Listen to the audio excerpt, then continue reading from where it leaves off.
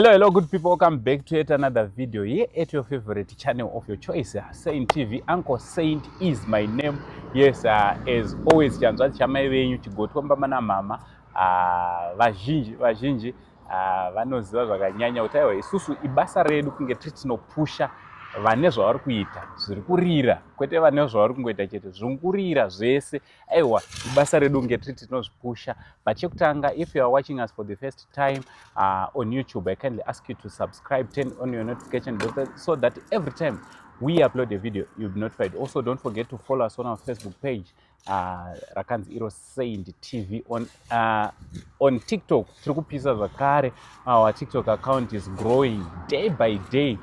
So all you need to do is to go and follow us on our TikTok account, Yakanzi Uncle Saint. So nasi ndiri kuno ku Kadoma. This is Kadoma Highbury Lounge. As always, I'm always here. Ndopa ndinopfurwa nemhepo kana ndikauya muKadoma. This is my favorite spot in Kadoma. So if you are from Kadoma or if you are passing by Kadoma, you have to visit this place because this is the only place to be kana ukauya muKadoma. Nasi ndagara one of our own. As you all know, I'm from Kadoma, and this man seated next to me today, I've known him over 15 years, and for over 15 years, vanonzi Mr. Siaundu. Baba Siaundu. Makadi muno washi. Ndinofara makadi muno. Aiwa tiri nani. Tinochengeta. Mufaro wangu kuva neminasi pana. Neni ushokwadi ndinonzwa kuitirwa zvakanaka. Just being with you today. Aiwa tinotenda. Chekutanga vanzwa ndi Baba Siaundu, but chekutanga chimbotanga ine ita ino self introduction kuti vakuzive kuti vanombonzi Baba Siaundu anombonzi ani chaizvo uye vanowanikwa kupi uye vanomboita nezvei. Mazvita zvakanaka uye thank you so much Uncle Saint. Inini Baba Siaundu ndora munoziva. Rebasa ndinonzi Dr. Sia. Alright. Ndingati Dr. Sia inyaya yekuti ndagara mune zvemumanzi. Alright. Ndofunga zvose munoziva.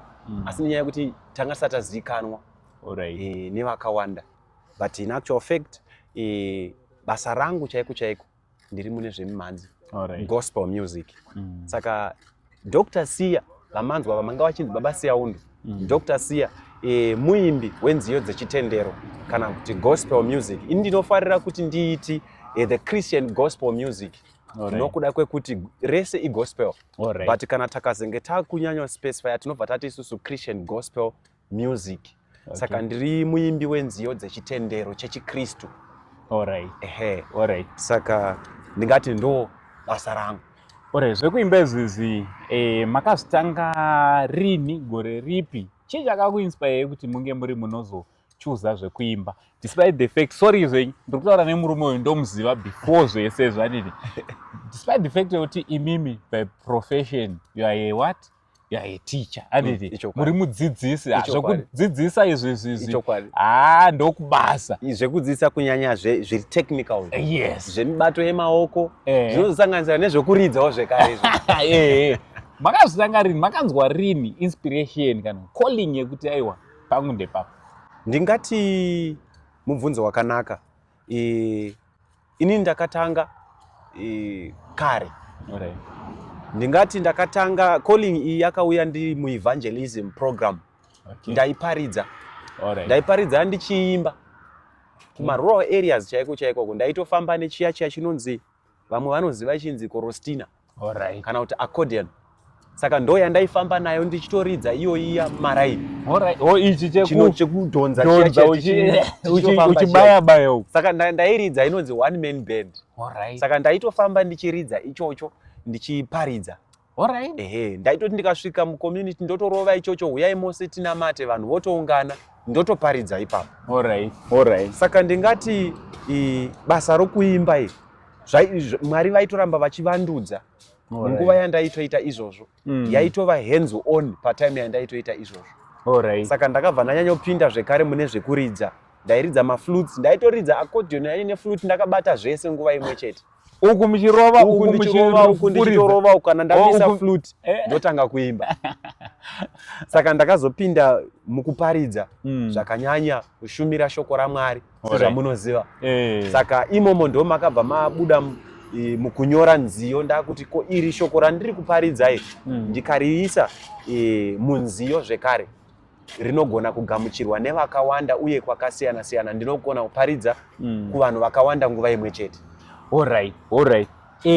I understand kuti nyaya dzekuparidza nekushumira makadzitanga musati maroora. Ichokwadi. That was I think dzatova over 15 years ago. It's true. Handichiruziva pamuchato pemurume wendaivapowa. Ichokwadi. Muri pamakazowana na mama vakazvigamuchira sei nyaya yekuti mimi muri kuchidokwa chenyu ndechekushandira Jehovha, nekuti tinotarisa kuti varume vazhinji kana kuti madzimai mazhinji vanoti vakawanikwa kana kuti vakawana ministry inobva yadhakwa, inobva yatofa. Ndingati mai Dr. Sia ivo pachavo muimbi zvekare.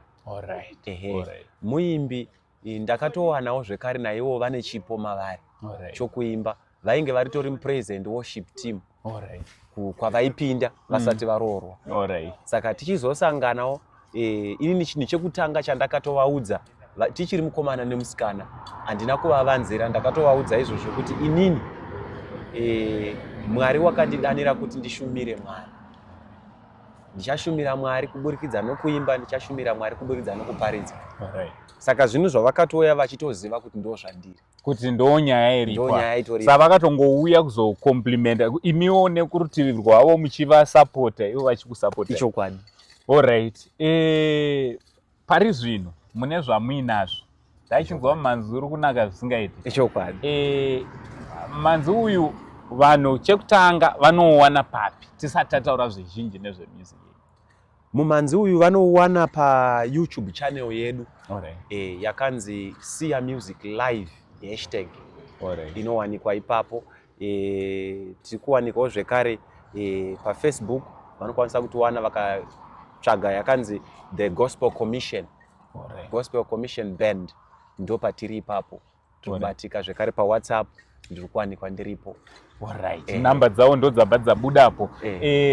Dr. Sia anditi iye zvino mune music iri kupisa, mungatitsanangurirawo a brief what inspired kuti munge muri munoimba kana kunyora mimhanzi yamuina iye zvino,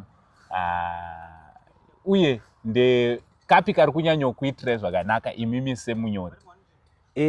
Pari zvinezvi kari kupisa ndiGodo Uroi. Godo Uroi sematauriro andamboita kuti ndiri muimbi wenziyo dzechitendero chechikristu, uye zvekare ndakambenge ndiri ndiri muevangelism. Evangelism toita kutaura kuparidza shoko raMwari zvinoita kuti munhu atendeuke.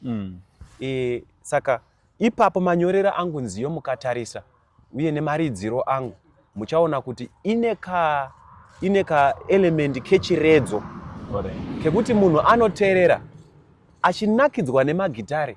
Magitare edu anoti mhanyei, mamwe dzimwe nziyo ndo dzimwe dzacho tinosanganisa nedzimwewo dzinoita kuti vanhu vanamate vaoshipe. Saka iyi sei inonzi Godo Uroi ine magitare anomhanya zvekuti zvinokwezva munhu kuti anzwe kuda kunakirwa nayo. Paari kunakidzwa nemagitare anenge akutonzwa kuti mashoko tiri kuti kudii.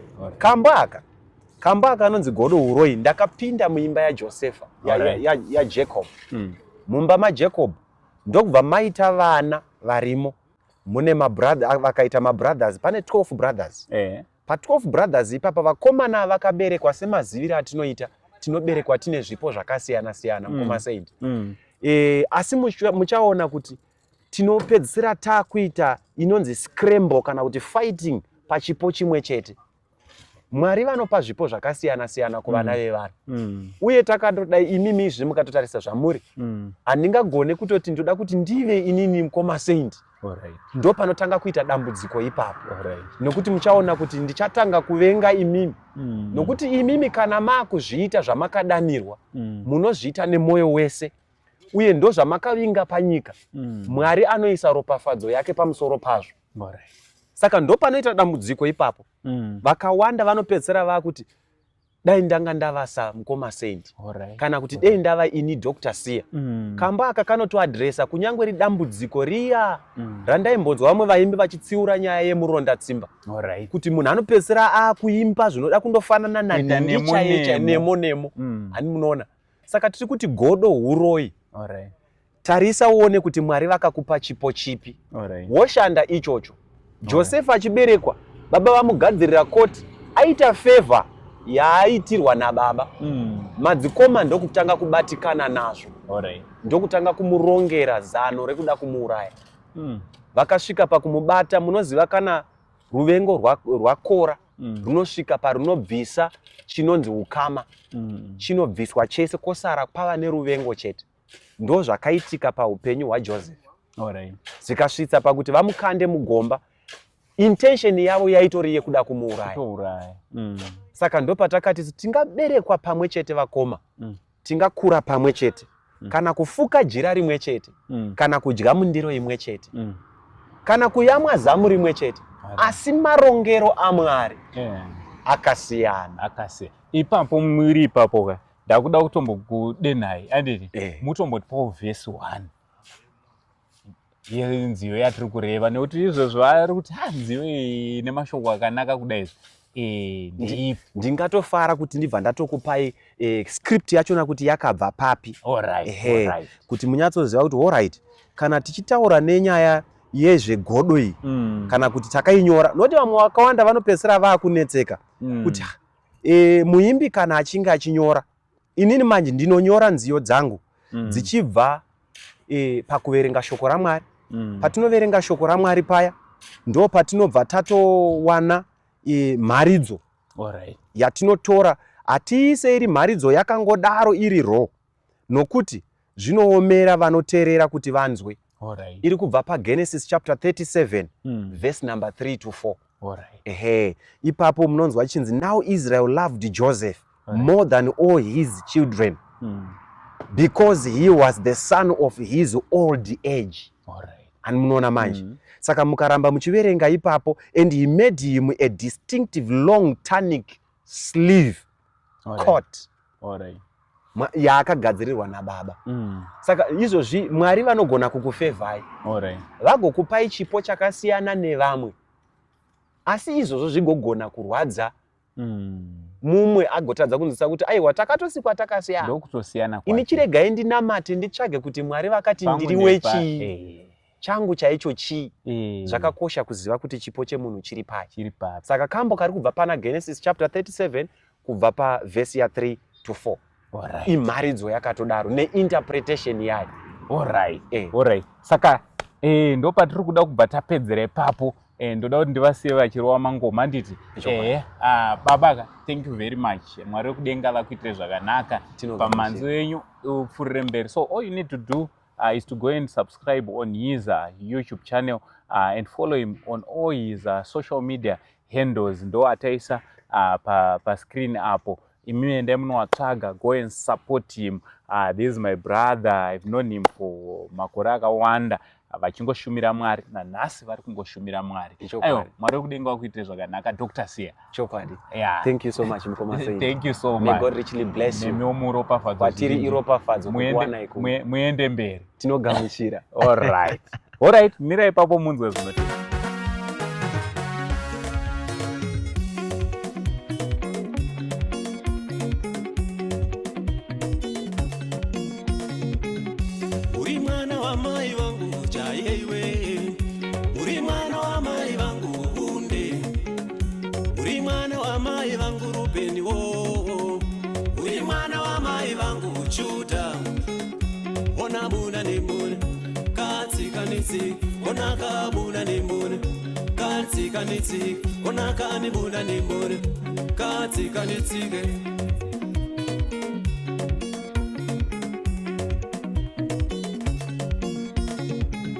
Ndora wane ama vatoro varipo, ini ndora wane ama vatoro varipo, ini ndora wane weropa ini bunde. Ndora wane ama vatoro varipo, ini ndora wane ama vatoro varipo, ini ndora wane weropa ini bunde.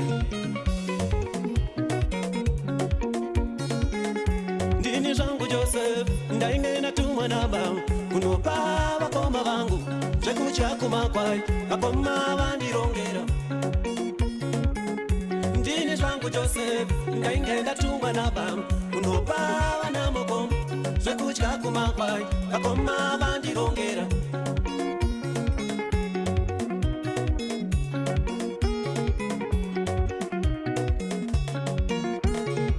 vakoma ruengoiko vana mukoma ruengoiko manditongeraru vakoma ruengoiko